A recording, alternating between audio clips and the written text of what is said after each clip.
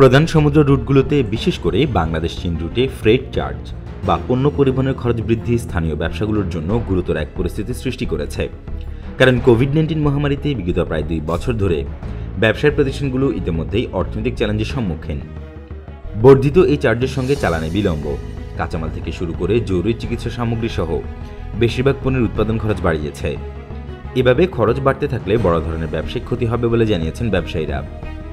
বাংলাদেশ চীন রুটে একটি 40 ফুট কন্টেনারের চালানের খরচ 3 সপ্তাহের ব্যবধানে বেড়েছে $2000 ব্যবসায়ীদের এখন 40 ফুট লোডেড কন্টেনারের জন্য $8000 গুনতে হবে, যা 3 সপ্তাহ আগেও ছিল মাত্র $6000। গত বছরের তুলনায় পর্যায়ক্রমে এই খরচ বেড়েছে 167% বা $5000। ক্ষতির শিকার প্রধান খাতগুলোর মধ্যে পোশাক খাত অন্যতম, কারণ কাঁচামালের জন্য পোশাক খাত অনেকাংশেই চীনের উপর নির্ভরশীল। Bangladesh garments manufacturers and exporters association বা বিজিএমই এর সহসভাপতি বলছেন, চীন বাংলাদেশ রুটে ফ্রেট চার্জের সাম্প্রতিক বৃদ্ধি সরাসরি আমাদের উৎপাদনকে প্রভাবিত করেছে, খরচ বাড়িয়েছে, কারণ চীন আমাদের কাঁচামালের প্রধান উৎস।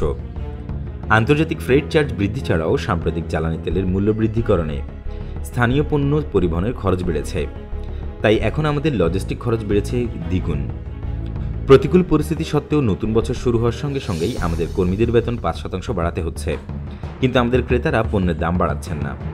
গত বছরের তুলনায় পর্যায়ক্রমে বাংলাদেশ মার্কিন যুক্তরাষ্ট্র রুটে সামুদ্রিক পণ্য পরিবহনের খরচ 500% বৃদ্ধি পেয়ে প্রতি 40 ফুট লোডেড কন্টেনারের খরচ $3000 থেকে বেড়ে দাঁড়িয়েছে $18000।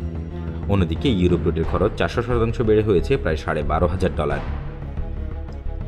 জাতিসংঘের বাণিজ্য ও উন্নয়ন সম্পর্কিত সম্মেলন সংস্থা UNCTAD এর সাম্প্রতিক এক প্রতিবেদন বলছে, ফ্রেট চার্জ ও সংশ্লিষ্ট অন্যান্য খরচ বৃদ্ধি মূলত ক্রমবর্ধমান চাহিদা ও হ্রাসপ্রাপ্ত যোগান ক্ষমতার ফলাফল।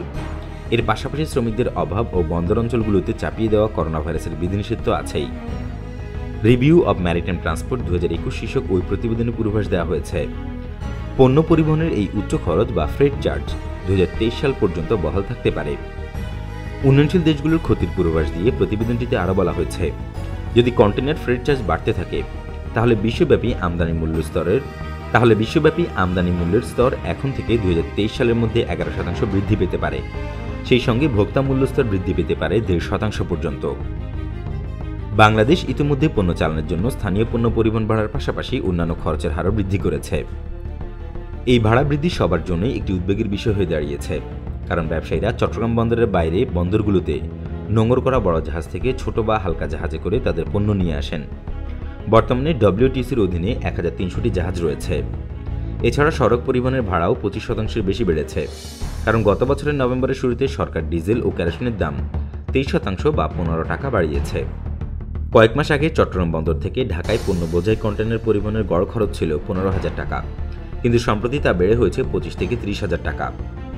অর্থনীতিবিদরা মনে করছেন, বিশ্বজুড়ে ব্যবসাগুলো এখন বর্ধিত পরিবহন ব্যয়ের সঙ্গে লড়াই করছে, আর বাংলাদেশে কিছু অপরিকল্পিত সরকারি নীতি এই দুর্ভোগকে আরও ত্বরান্বিত করেছে।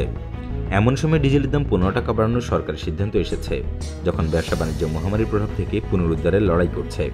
এর ফলে অর্থনীতি ক্ষতিগ্রস্ত হচ্ছে। ডিজেলের দাম বৃদ্ধির জন্য পরিবহন ভাড়া 6% বাড়ানো যেতে পারে, কিন্তু আইসিডি, লাইটার ভেসেল ও ট্রাক সহ অন্যান্য সংশ্লিষ্টরা তাদের ইচ্ছেমতো ভাড়া বাড়িয়েছে। ফলস্বরূপ রপ্তানিকারকদের ব্যাপক ক্ষতি হয়েছে। শিপমেন্ট সংকট অধিকাংশ ভোগ্যপণ্যের দাম বাড়িয়ে দিয়েছে। এমন পরিস্থিতিতে ব্যবসা চালিয়ে যাওয়া একটি চ্যালেঞ্জ হয়ে দাঁড়িয়েছে বাংলাদেশের জন্য।